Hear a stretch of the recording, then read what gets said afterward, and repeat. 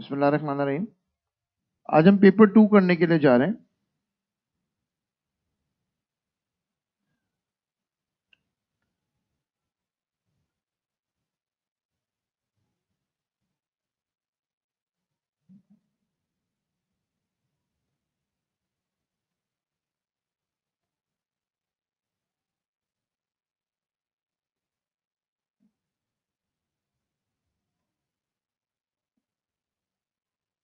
Okay, ये year है Feb March 2024। ठीक है, ईयर है फेब मार्च 2024, पेपर 2। सही है। जोईज बैग्स। इस केस स्टडी को थोड़ा रीड करते हैं, साथ साथ आप लोग भी अपने पास अगर ये पेपर है तो निकाल लें प्लीज, ताकि आइडिया हो जाए सबको किस तरह करना है। ठीक है, जोईज बैग्स।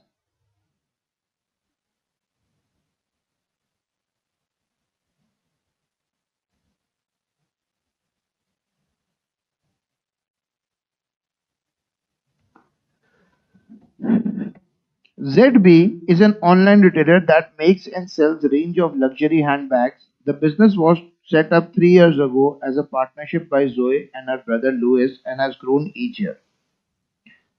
एक ऑनलाइन रिटेलर है जो क्या बेचता है, लग्जरी हैंडबैग्स बेचता है। ठीक है, क्या बेचता है ये, luxury handbags.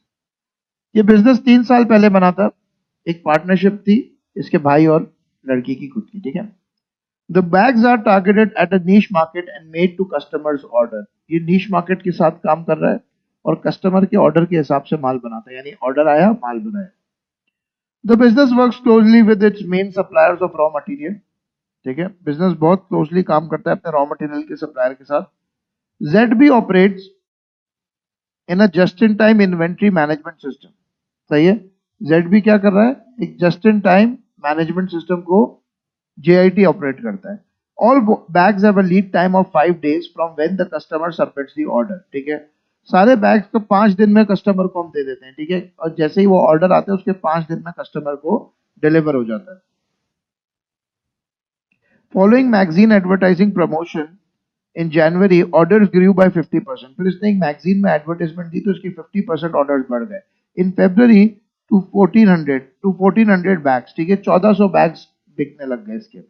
And Zoe and Louis found it difficult to organize a larger production team. A break-even chart for February is shown in figure 1.1. यहाँ देखिए, ये एक ब्रेक इवन चार्ट है इसका, सबको पता है। ये रेवेन्यू है,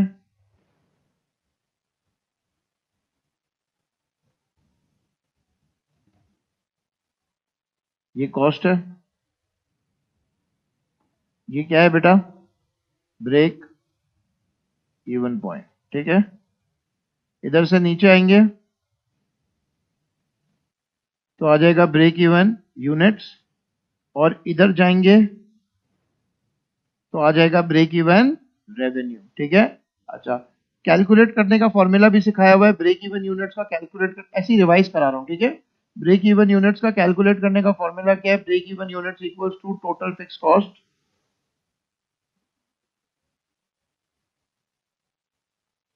अपॉन कंट्रीब्यूशन पर यूनिट। अच्छा, कंट्रीब्यूशन पर यूनिट कैसे निकलता था, याद है? कंट्रीब्यूशन पर यूनिट का फॉर्मूला होता था selling price minus variable cost per unit. Selling price per unit minus variable cost per unit. ठीक है, ये इसने खुद बनाकर दिया हुआ है ब्रेक इवन। ठीक है, अच्छा, खुद बता रहा है ये टोटल कॉस्ट है, मोटी वाली सेल्स रेवेन्यू है और डॉटेड लाइन फिक्स कॉस्ट। ठीक है, हमें भी पता है, नहीं भी बताओ। ZB's break even chart for February. Due to increase in orders, Zoe and Louis wants to focus on developing the business. ठीक है, इन्होंने कहा भाई बहुत सारे ऑर्डर आ गए, तो इन्होंने 2 सुपरवाइजर्स को रिक्रूट किया to manage the 15 production workers. 2 supervisors, इनके नीचे 15 लोग काम कर रहे हैं। ठीक है, सही है। To support the new supervisor, Louis organise some off the job training. ठीक है, तो ये जो 2 नए सुपरवाइजर्स आए हुए हैं, 2, इनको ये दे रहा है ऑफ द जॉब ट्रेनिंग। हमने 3 तरह की ट्रेनिंग्स पढ़ी हैं, on the job induction training, on the job training end of the job training. ठीक है, ऑफ द जॉब क्या होता है, जब आप किसी को बाहर भेजते हो और वो फिर बाहर से उसको कोर्स, उसको कोई डिप्लोमा, उसको कोई चीज ट्रेनिंग सिखाते हो और वो ऑर्गेनाइजेशन के बाहर से सीख कर आपके पास आता है, ठीक है।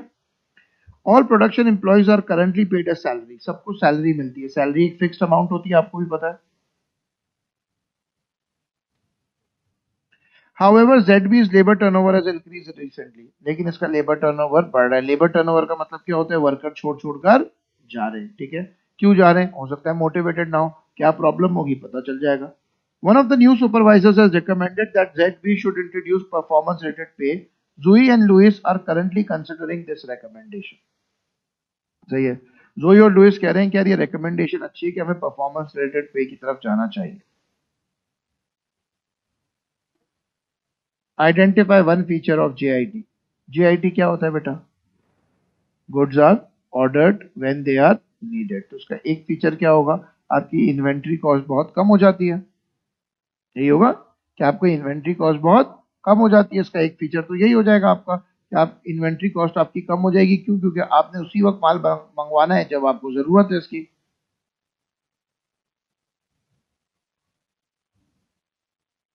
हाँ जी, और कोई मुझे जरा चैट पे भी बताते रहें।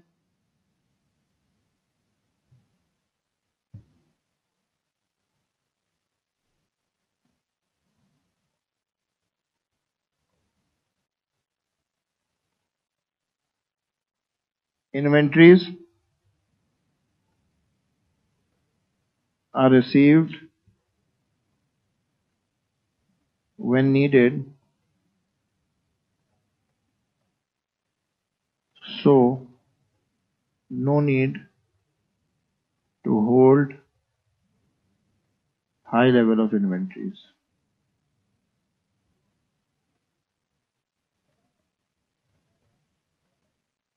बिल्कुल वेस्टेज भी अवॉइड हो सकता है, वेरी गुड, ठीक है। B part, explain the term niche market. अच्छा मैं बता देता हूं, वैसे भी आप यूनिट 3 पढ़ोगे। नीश मार्केट क्या होता है बेटा, नीश मार्केट होता है a smaller segment of a larger market, ठीक है। इसका मतलब क्या होता है कि एक बड़ी सी मार्केट के अंदर से यू आइडेंटिफाई स्मॉल ग्रुप और आप उस स्मॉल ग्रुप के लिए स्पेसिफिकली प्रोडक्ट्स बनाते हो, तो उसको आप नीश मार्केट बोलते हो। क्या बोलते हो उसको, नीश मार्केट बोलते हो, ठीक है। B2, calculate. अब देखें, अच्छा ये यूनिट 4 हो गया, ये यूनिट 3, अब यूनिट 5 और यूनिट 2, इससे सवाल हैं इसके सारे, ठीक है। यहाँ देखिएगा, refer to figure 1.1 and other information, calculate the margin of safety in factory.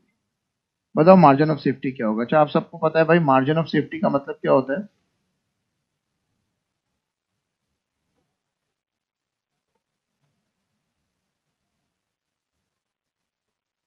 Margin of safety का फॉर्मूला होता है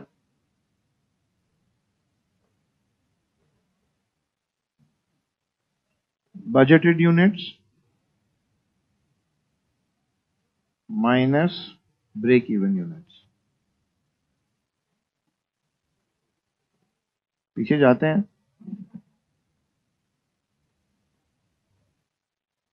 पीछे जाते हैं इसके, ठीक है। अब यहां पर देखें, फरवरी में सेल्स कितनी हो रही थी, ये बोल रहा था 1400 हो रही थी फरवरी में सेल्स, ये मैक्सिमम यूनिट्स हैं इसके। और ब्रेक इवन के लिए इसको कितने चाहिए, 1000। इन दोनों के डिफरेंस को क्या कहते थे बेटा, मार्जिन ऑफ सेफ्टी। ये इसने जानबूझ के आपको तंग करने के लिए बनाया, ठीक है, 1500। मार्जिन ऑफ सेफ्टी,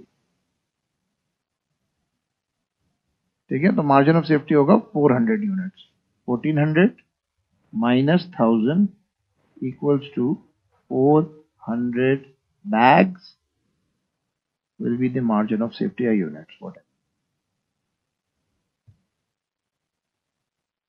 क्लियर है,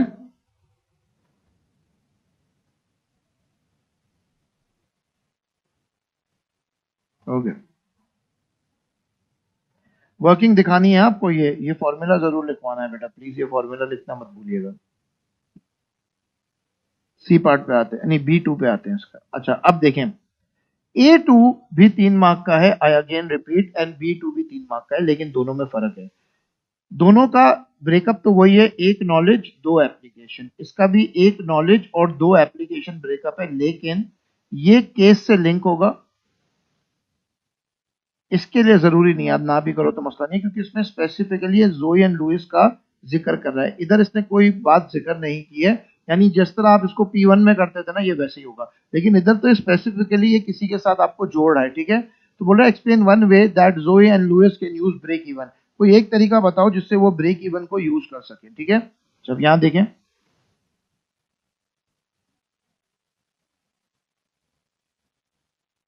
break even analysis will tell ZB how many bags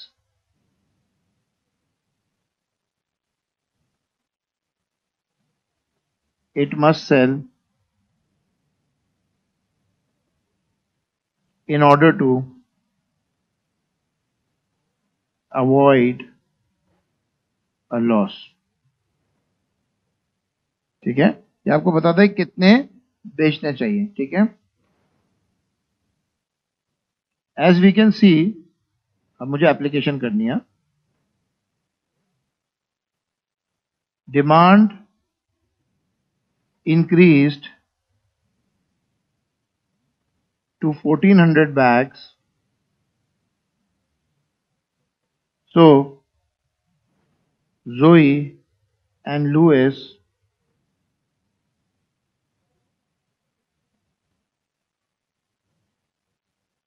can check whether this is above break even or not,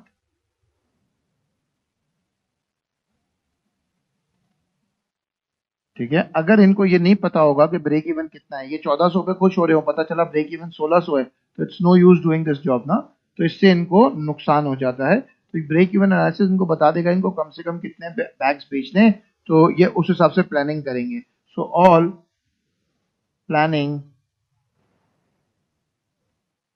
and production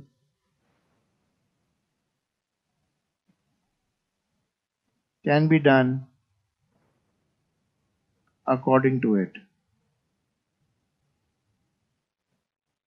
ठीक है।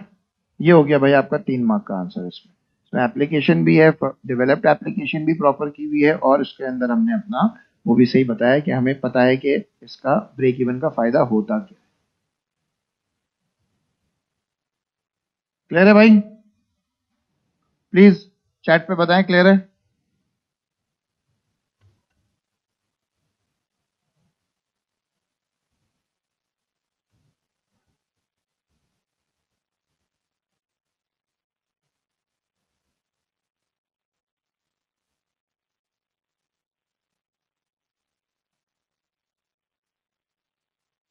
परफेक्ट, ठीक है। अच्छा जी, अब आते हैं हम लोग वापस नेक्स्ट क्वेश्चन की तरफ। Analyse two benefits to ZB of providing off the job training to the new supervisors. दो नए सुपरवाइजर्स को अगर हम ऑफ द जॉब ट्रेनिंग देंगे तो इससे क्या फायदा होगा। पहले तो मुझे बताओ ऑफ द जॉब ट्रेनिंग क्या होती है। जब आप किसी को बाहर भेजते हो कुछ काम करने के लिए, तो इसको ऑफ द जॉब ट्रेनिंग बोलते हैं। हम क्या बोलते हैं इसको? ऑफ, मतलब बाहर काम करने के लिए नहीं, बल्कि बाहर सीखने के लिए काम करते हो। देखो, एक तो ऑन द जॉब होता है जिसमें आप अपने वर्कर्स को वहीं उसी वक्त बैठे बैठे सिखाते हो काम, या कोई सीनियर सिखा रहा होता है। ऑफ द जॉब में तो आप उसको एक्चुअली बाहर भेजते हो और किसी स्पेशलिस्ट से, एक्सपर्ट से ट्रेनिंग दिलवाते हो, ठीक है ना। अच्छा, अब देखो इसको बहुत आसानी से मैं कर सकता हूँ, तुम लोगों को तरीका सिखाता हूँ उसको आंसर। तो यहाँ देखिएगा, पार्ट सी, ठीक है।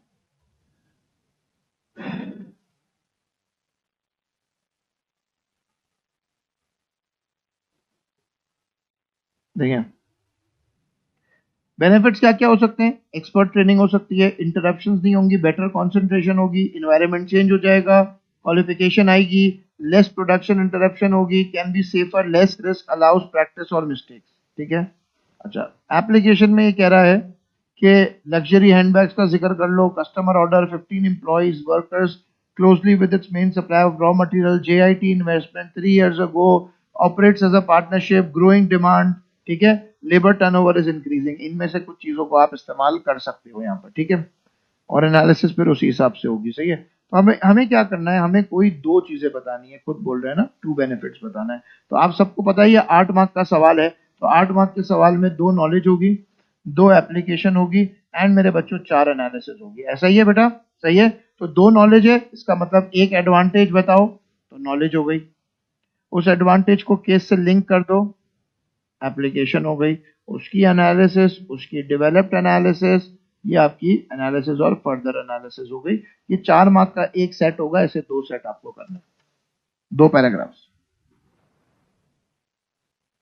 साथ करते हैं एक दफा,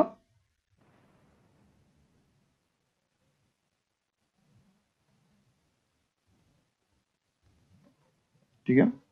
ओके।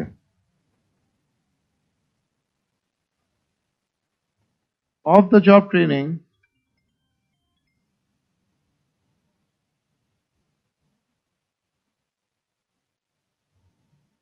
is when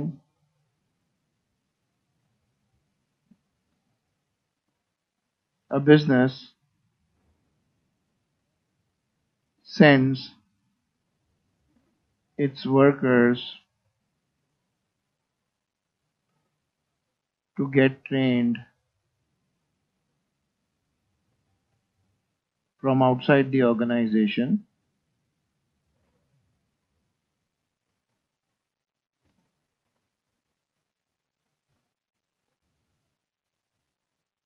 ठीक है।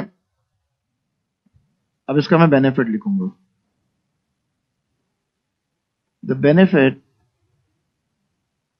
Of this method of training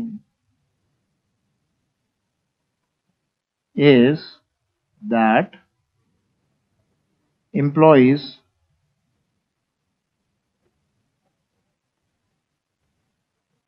will be trained from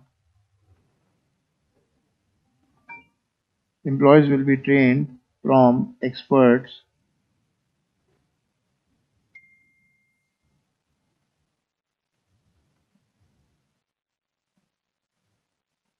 employees will be trained from experts outside the organization।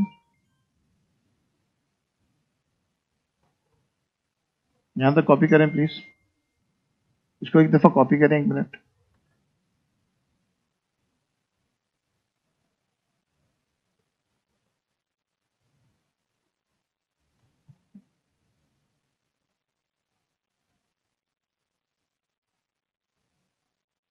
Ji sir, अस्सलाम वालेकुम। अल्लाह का एहसान, मैं दे रहा हूँ आपको, भेजता हूँ। हाँ मैं ले लेता हूँ, 1 मिनट ले लेता हूँ।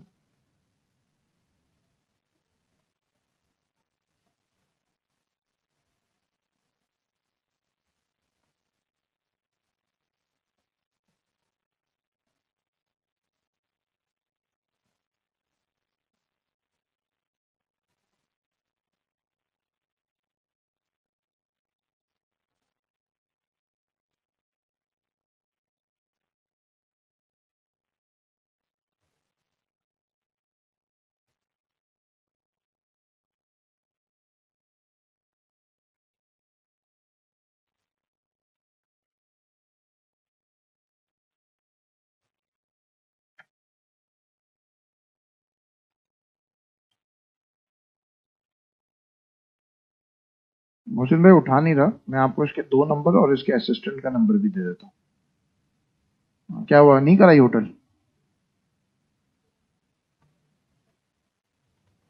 लो, चलें यार, ये दूसरा केस मैंने सुना है, अल्लाह खैर करे, मैं भेजता हूँ आपको।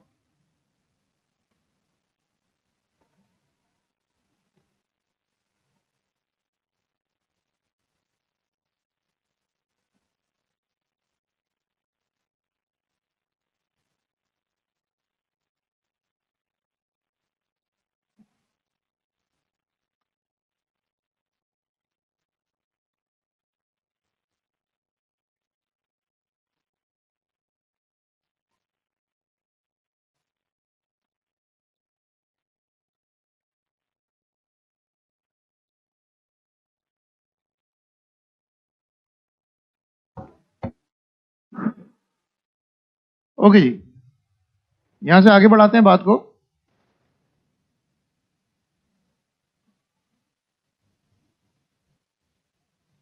अब यहां पर मैंने नॉलेज, अच्छा एक बच्चे ने मुझसे पूछा सर ये क्या है, ये नॉलेज एप्लीकेशन है? मैंने कहा नहीं बेटा, ये सिर्फ और सिर्फ नॉलेज है। अभी तक अभी 1 मार्क मिला है मुझे यहाँ तक, ठीक है, I am of the mark, ठीक है। अब मैं यहां से इसको एक्सप्लेन करता हूं, ठीक है, अलग अलग कलर से करता हूं। As ZB produces luxury handbags,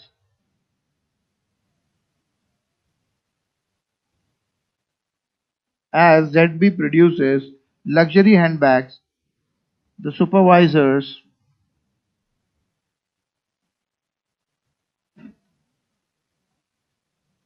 will learn better techniques as to how to improve quality of its bags।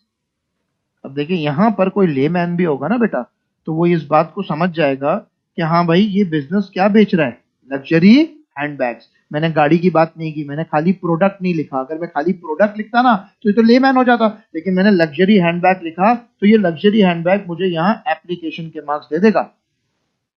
तो यहाँ मुझे 2 मार्क मिल गए। कितना आराम से देखो मैं समझा रहा हूँ, सुकून सुकून से समझा रहा हूँ आपको, ठीक है। ये 2 मार्क मिल गए। कोई मसला यहां तक? उसके बाद अब बताओ मुझे इससे क्या होगा। अगर ये इंप्रूव करने लग गए क्वालिटी, और इसकी वजह से क्वालिटी इंप्रूव हुई, तो क्या होगा, ठीक है। This will lead to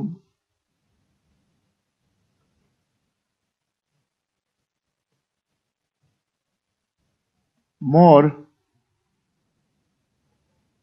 customer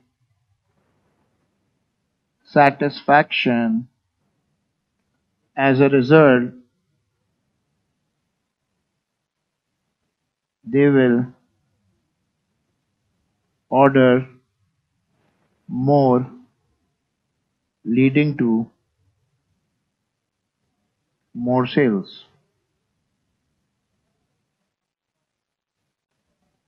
अब ये देखिए यहां पर क्या हो किया मैंने, lead to more customer satisfaction, ये एक एनालिसिस हो गई जिसकी वजह से ज्यादा सेल्स होगी, ये एक डेवलप्ड एनालिसिस हो गई। अब यहां पर देखो इस पैराग्राफ में मुझे मेरे बच्चों 4 मार्क्स मिल गए। क्या मिल गए? 4 मार्क मिल गए मुझे। बताएं आपको समझ आई ये कहानी बेटा?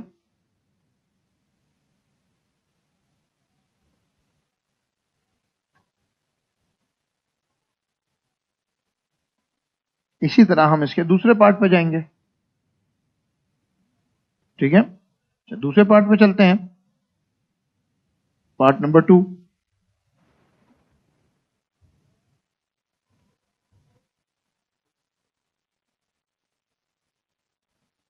Training away from work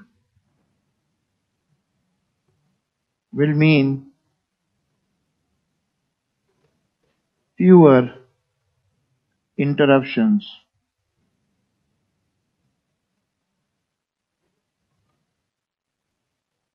and better concentration.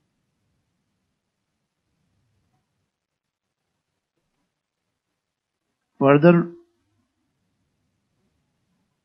this will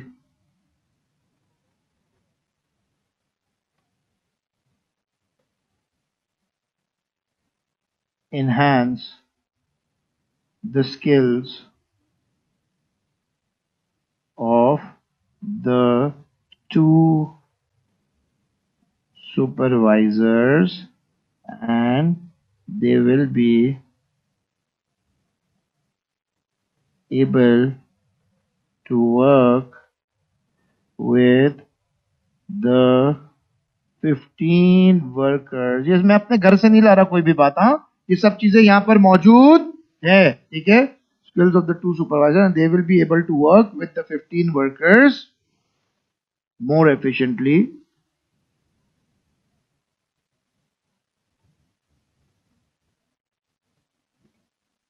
leading to high productivity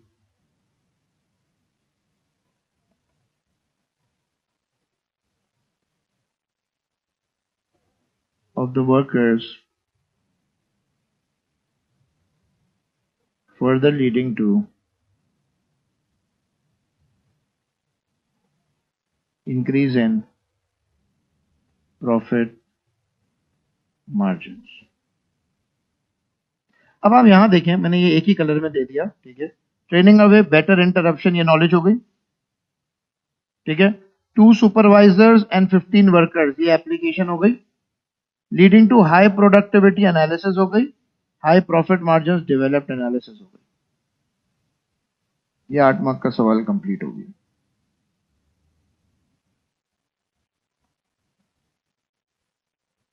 बताओ बच्चों, कोई प्रॉब्लम है यहां तक?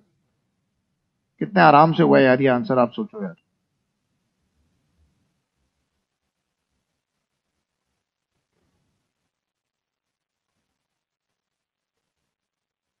क्लियर है ये?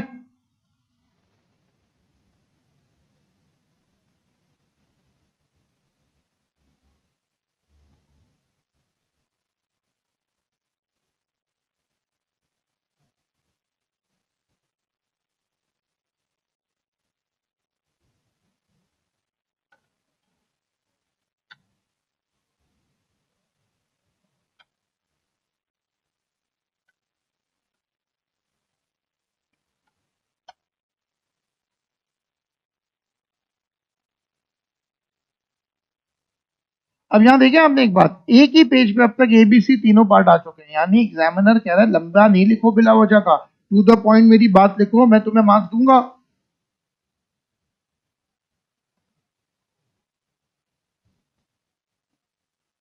ओके, फिर नेक्स्ट क्वेश्चन क्या है? 12 मार्क मॉन्स्टर। 12 मार्क का ब्रेकअप बताओ। 2 knowledge, 2 application, 2 analysis, 6 evaluation. 2 knowledge, 2 application, 2 analysis और 6 इवैल्यूएशन। तो ये कितनी इवैल्यूएशन? 6 इवैल्यूएशन। क्वेश्चन है, evaluate whether ZB should introduce performance related पे, क्या इसको परफॉर्मेंस रिलेटेड पे इंट्रोड्यूस करनी चाहिए? अच्छा, आप देखिए, थोड़ा मसले को देखते हैं। अभी कर क्या रहा है? सैलरी दे रहा है। सैलरी क्या होती है? फिक्स्ड होती है। प्रॉब्लम क्या आई हुई है अभी इस वक्त? प्रॉब्लम आई हुई है हाई लेबर टर्नओवर।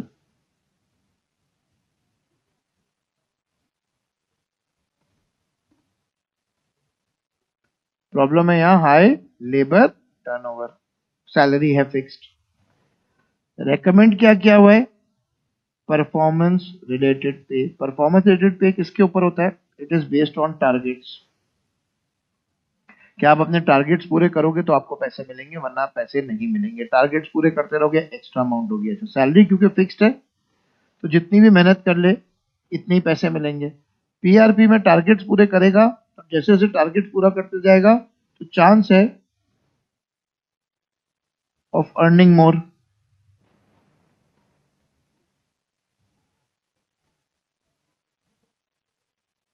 ठीक है। अच्छा, अब देखिए यहां पर 2 नॉलेज है। अगर आप परफॉर्मेंस रिलेटेड पे और सैलरी दोनों को एक्सप्लेन कर देते हो ना, you will get marks for knowledge. Knowledge खत्म हो जाएगी यहाँ पर। अच्छा, मैं नहीं कह रहा ये, यहाँ देखिए,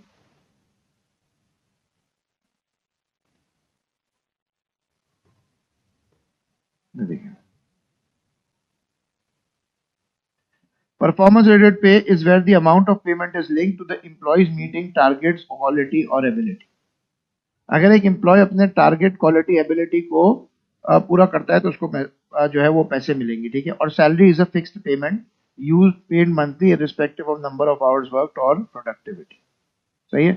अच्छा, one payment system can get both AO1 marks if develop knowledge is shown. फिर भी हम ऑन द सेफ साइड क्या करेंगे? हम दोनों चीजें एक्सप्लेन कर देंगे। ठीक है, हम दोनों चीजें एक्सप्लेन करेंगे।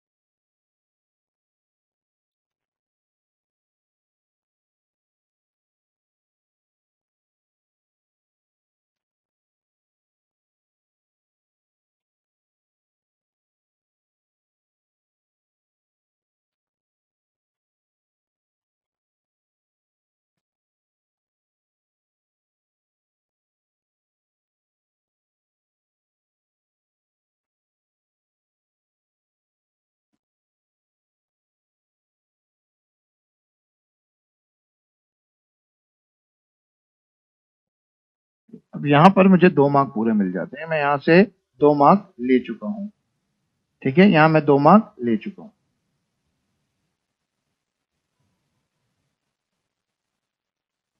अब यहाँ से मुझे जरा कुछ बेनिफिट्स वगैरह भी बताने पड़ेंगे परफॉर्मेंस रेटेड पे के, उसी को एप्लीकेशन, उसकी एनालिसिस, फर्दर एनालिसिस, और मैं I am good to go. ठीक है, अच्छा जी, अब यहाँ देखिएगा।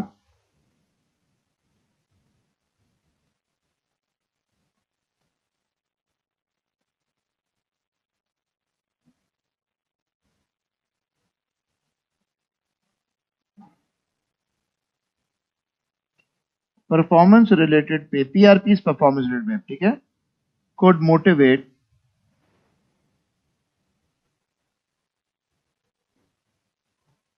employees to work harder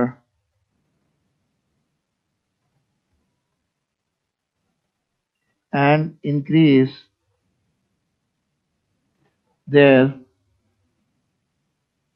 productivity levels। अच्छा, मैं इसको एक और काम आसान कर दूं, इधर देखो, इधर देखो, देखो, could motivate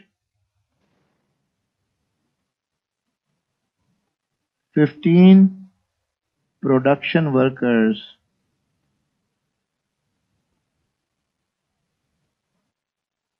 to work harder and increase their productivity level। ठीक है, अच्छा, इससे क्या होगा, ये एक एप्लीकेशन भी आ गई। ठीक है, as ZB is producing luxury handbags, एक और एप्लीकेशन आ गई। So an increase in productivity level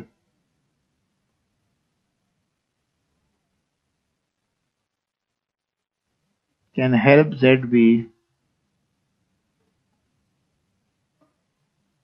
to produce more bags, which can lead to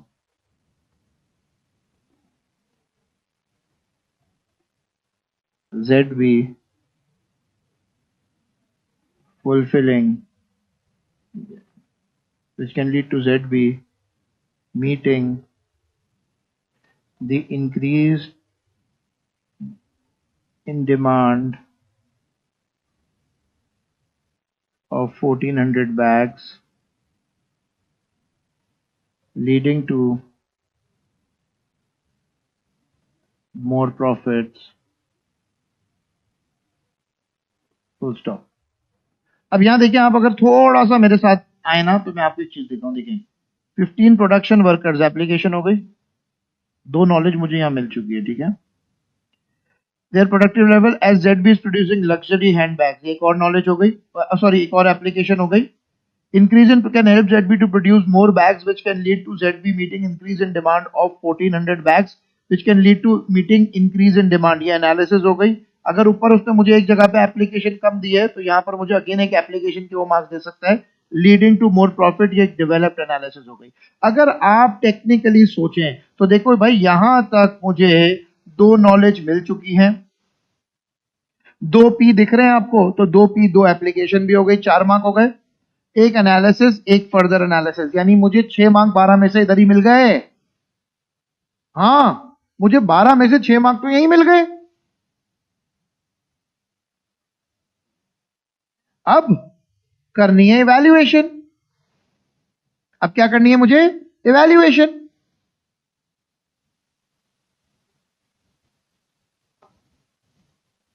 चलिए, अब देखिए, इसकी जो इवैल्यूएशन है ना, उसको थोड़ा टेक्निकली देखना है आपको। ठीक है, इवैल्यूएशन में क्या देखना है, इनमें से बेहतर कौन सा है, विच इज बेस्ट। दोनों में से कोई एक बताना है। ठीक है, what does it depends on,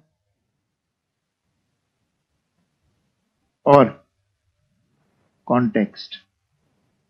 अगर कॉन्टेक्स्ट नहीं किया, यानी एप्लीकेशन नहीं की, लेवल 3 इवैल्यूएशन नहीं मिलेगी। कॉन्टेक्स्ट नहीं किया तो लेवल 3 वैल्यूएशन नहीं मिलेगी बच्चों।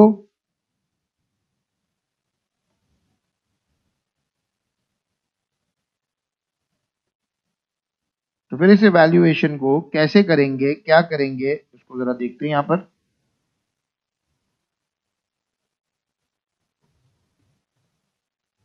ZB, अच्छा मैं इसको एक और आसान आपको हल बताऊं। अब आप एक वो सैलरी के ऊपर भी बात कर लो, ठीक है। On the other hand,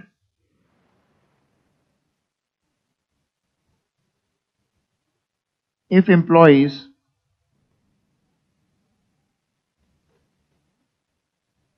are given salary,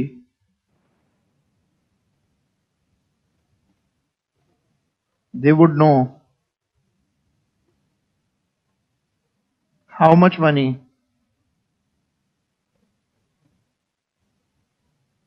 they will get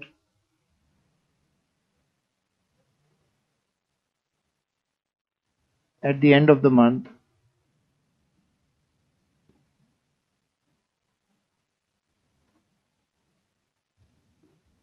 This will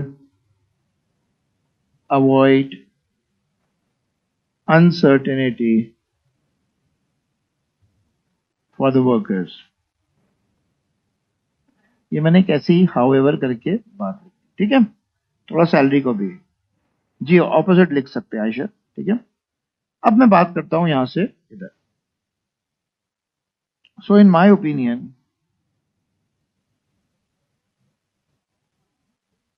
ZB should introduce performance related pay. Please खुद पूरा लिखना, ठीक है।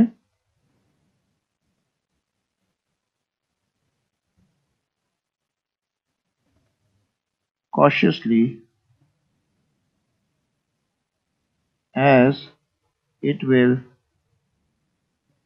increase its workers' productivity.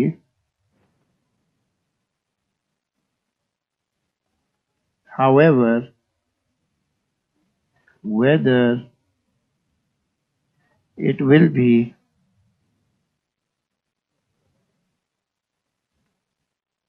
successful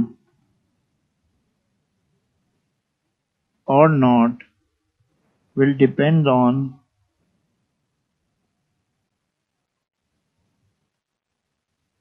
what other local businesses are giving to its workers. देखो एक depends on भी ले आया मैं, ठीक है। बाकी सब लोग अपने वर्कर्स को क्या दे रहे हैं, ठीक है। Furthermore,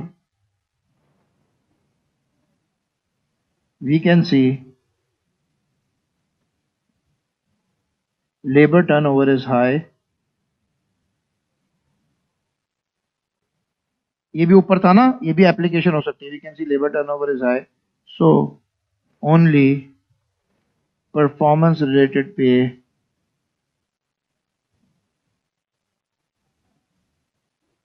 will not be enough.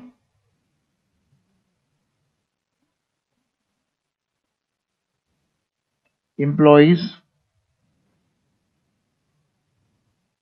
must be given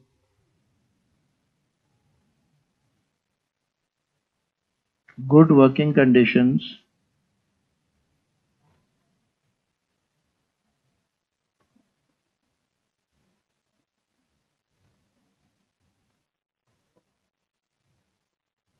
and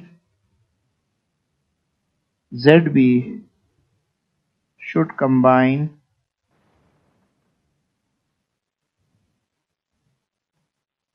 PRP with a small basic salary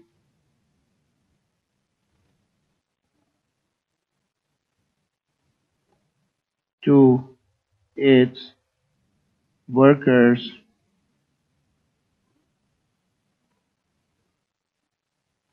so that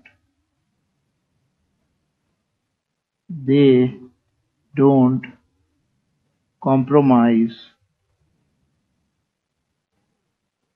on the quality of luxury handbags. देखिए मैंने इसको पूरी बात करी, मैंने डिपेंड्स ऑन भी डाल दिया, मैंने इसको बोला भाई अपनी खाली ये चीज नहीं करो, दूसरी चीजें भी जरूरी होती है। इसके अलावा मैंने इसमें ये भी बात की कि भाई लग्जरी हैंडबैग्स की क्वालिटी को कॉम्प्रोमाइज नहीं करने के लिए इसको एक बेसिक सैलरी और परफॉर्मेंस, ये दोनों चीजें दे दो आप। तो देखिए अगर मैं इन दोनों चीजों को इस तरह साथ लिखता हूँ, ये 12 मार्क का सवाल बन गया। अमूमन तौर पे बच्चे मेरे पास चेक करवाने के जाते हैं 12 मार्क का सवाल, वो बिना वजह का 4-4, 5-5, 2-2, 3-3 पेजेस तक लेकर जाते हैं। देखिए मैं आपको बता रहा हूँ, एग्जामिनर की बहुत हटती है इस बात से। एग्जामिनर स्ट्रेट फॉरवर्ड बोलता है, मुझे मेरी बातें दे दो, मुझे इतने लंबी लंबी कहानियां मत दो।